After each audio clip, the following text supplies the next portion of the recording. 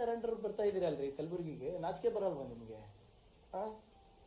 ಆಮೇಲೆ ಪದೇ ಪದೇ ಏನಾಗ್ತಾ ಇದೆ, ಇದನ್ನ ಕಲಬುರಗಿ ರಿಪಬ್ಲಿಕ್ ಆಗಿದೆ, ನಿಜಾಮ್ರ ಆಳ್ವಿಕೆ ಇದೆ, ರಜಾಕ್ರ ಆಳ್ವಿಕೆ ಇದೆ ಅಂತ ಸುಮ್ಮನೆ ಏನೋ ಬಿಜೆಪಿಯವರು ಹತಾಶರಾಗ್ಬಿಟ್ಟಿದ್ದಾರೆ. ಹಿಂಗನ ಮಾಡಿ ಇದು ಬೈ ಹುಕ್ ಆರ್ ಕ್ರುಕ್ ಕಾಂಗ್ರೆಸ್ನವ್ರಿಗೆ ಸಿಕ್ಕಾಕ್ಸ್ಬೇಕು, ಪ್ರಿಯಾಂಕರ್ಗೆ ರಾಜೀನಾಮೆ ಕೊಡಿಸ್ಬೇಕಂತ ನಾನು ಬಹಳ ಸ್ಪಷ್ಟವಾಗಿ ಹೇಳಿದ್ದೀನಿ. ಇದಕ್ಕೆ ನನಗೆ ಸಂಬಂಧ ಇಲ್ಲ. ತೋರಿಸಿ, ಒಂದು ಪುರಾವೆ ತೋರಿಸಿ. ನಿನ್ನೆನೂ ಕೂಡ ಬಹಳ ಬಾಲಿಶವಾಗಿ ಮಾತಾಡ್ತಾ ಇದ್ದಾರೆ ಇತ್ತೀಚೆಗೆ ಬಿಜೆಪಿಯವರು. ಮುಂಚೆ ಸ್ವಲ್ಪ ಪರವಾಗಿರ್ಲಿಲ್ಲಪ್ಪ, ಯಾಕೆ ಇತ್ತೀಚೆಗೆ ಚಿಕ್ಕ ಹುಡುಗರ ತರ ಮಾತಾಡ್ತಾ ಇದ್ರೆ ಗೊತ್ತಿಲ್ಲ. ಬಹಳ ಸ್ಪಷ್ಟವಾಗಿ ಮಾನ್ಯ ಮುಖ್ಯಮಂತ್ರಿಗಳು ಏನ್ ಹೇಳಿದ್ರು, ಪ್ರಿಯಾಂಕರ್ಗೆ ಅವ್ರದ್ದು ಹೆಸರು ಇಲ್ಲ, ಆ ಪ್ರಕರಣನೇ ಈ ಪ್ರಕರಣನೇ ಬೇರೆ ಬೀದರ್ದು, ಮತ್ತೆ ಈಶ್ವರಪ್ಪ ಅವ್ರ ಪ್ರಕರಣನೇ ಬೇರೆ ಅಂತ ಹೇಳಿದ್ರು. ಅದಕ್ಕೆ ಇವರು ಎಲ್ಲ ಮೈ ಮೇಲೆ ಬಿದ್ದಿ ಮತ್ತು ಒಂದು ಪ್ರೆಸ್ ಕಾನ್ಫರೆನ್ಸ್ ಏನಂತ ಹೇಳಿದ್ರು, ಪ್ರಿಯಾಂಕರ್ಗೆ ಅವರ ಹೆಸರು 3 ಬಾರಿ ಇದೆ, 4 ಬಾರಿ ಇದೆ. ನಾನೆಲ್ಲಿ ಹೇಳಿದ್ದೀನಿ ಇಲ್ಲ ಅಂತ?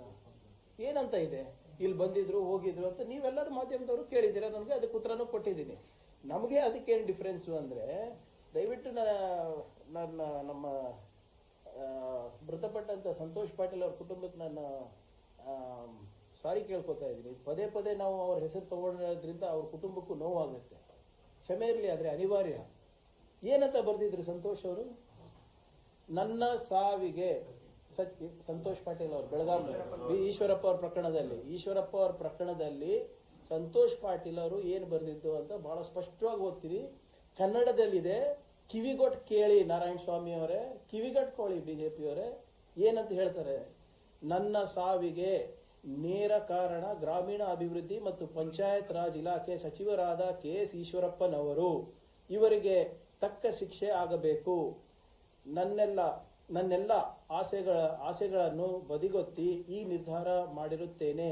ನನ್ನ ಹೆಂಡತಿ ಮಗುವಿಗೆ ಸರ್ಕಾರ ಅಂದರೆ ಮಾನ್ಯ ಪ್ರಧಾನಮಂತ್ರಿಗಳು ಹಾಗೂ ಮಾನ್ಯ ಮುಖ್ಯಮಂತ್ರಿಗಳು ಹಾಗೂ ನನ್ನ ಹಿರಿಯ ಲಿಂಗಾಯತ್ ನಾಯಕರಾದ BS ಯಡಿಯೂರಪ್ಪನವರು ಹಾಗೆಯೇ ಅವರಿವರನ್ನದೇ ಎಲ್ಲರೂ ಸಹಾಯ ಹಸ್ತ ನೀಡಬೇಕೆಂದು ಕೈ ಮುಗಿದು ಕೇಳಿಕೊಳ್ಳುತ್ತೇನೆ.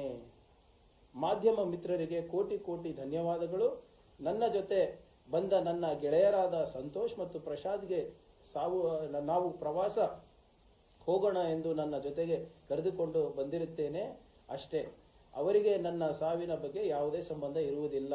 ಮತ್ತೊಮ್ಮೆ ಸ್ಪಷ್ಟವಾಗಿ ಹೇಳಲಿಕ್ಕೆ ಬಯಸ್ತಾ ಇದ್ದೀನಿ, ಓದ್ತೀನಿ, ಕಿವಿಗೊಟ್ಟು ಕೇಳಿ ಬಿಜೆಪಿಯವರೇ. ನನ್ನ ಸಾವಿಗೆ ನೇರ ಕಾರಣ ಗ್ರಾಮೀಣ ಅಭಿವೃದ್ಧಿ ಮತ್ತು ಪಂಚಾಯತ್ ರಾಜ್ ಇಲಾಖೆಯಾದ ಸಚಿವರಾದ KS ಈಶ್ವರಪ್ಪನವರು. ಇವರಿಗೆ ತಕ್ಕ ಶಿಕ್ಷೆ ಆಗಬೇಕು.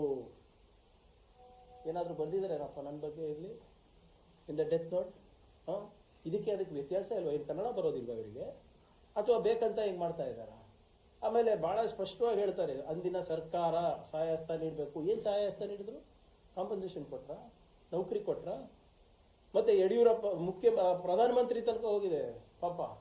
ನೋಡಿ ಎಷ್ಟು ನಿಷ್ಠಾವಂತ ಬಿಜೆಪಿ ಕಾರ್ಯಕರ್ತರು. ಪ್ರಧಾನಮಂತ್ರಿ ಹೆಸರು ಹೇಳಿ ಉಲ್ಲೇಖಿಸಿದ್ದಾರೆ. ಪ್ರಧಾನಮಂತ್ರಿ ಅವರು ಮತ್ತೆ ಮಾನ್ಯ ಮುಖ್ಯಮಂತ್ರಿಗಳು ಮತ್ತು ಹಿರಿಯ ಲಿಂಗಾಯತ್ ನಾಯಕರಾದ BS ಯಡಿಯೂರಪ್ಪರವರು ಸಹಾಯ ಮಾಡಬೇಕು, ಅವ್ರಿವ್ರು ನೋಡ್ಲಾರ್ದೆ ನಮ್ಮವರಂತ ಸಹಾಯ ಮಾಡಿ ನಮ್ಮ ಕುಟುಂಬಕ್ಕೆ ಅಂತ ಕೇಳಿದ್ದಾರೆ. ಎಷ್ಟು ಸರಿ ಹೋಗಿದ್ರಿ ವಿಜೇಂದ್ರ ಅವರು? ಇಲ್ಲಿ ಹೋಗಿದ್ರ ಸಂತೋಷ್ ಪಾಟೀಲ್ ಅವ್ರ ಮನೆಗೆ? ಏನಾದ್ರು ನಿನ್ ಮೊನ್ನೆ ಬೀದರಿಗೆ ಹೋದಾಗ 5 ಲಕ್ಷ ದುಡ್ಡು ತಗೊಂಡು ಹೋಗಿದ್ರಲ್ಲ, ಇಲ್ಲಿ ಯಾಕೆ ಹೋಗಿಲ್ಲ? ಏನಂತಾರೆ ಇದಕ್ಕೆ ಮತ್ತೆ ಬೀದರ್ ಪ್ರಕರಣಕ್ಕೆ ವ್ಯತ್ಯಾಸ ಇಲ್ಲ ಅಂತೀರಾ ಸರ್ ತಾವೆಲ್ಲರೂ? ಎಲ್ಲಿದ್ದಾರೆ?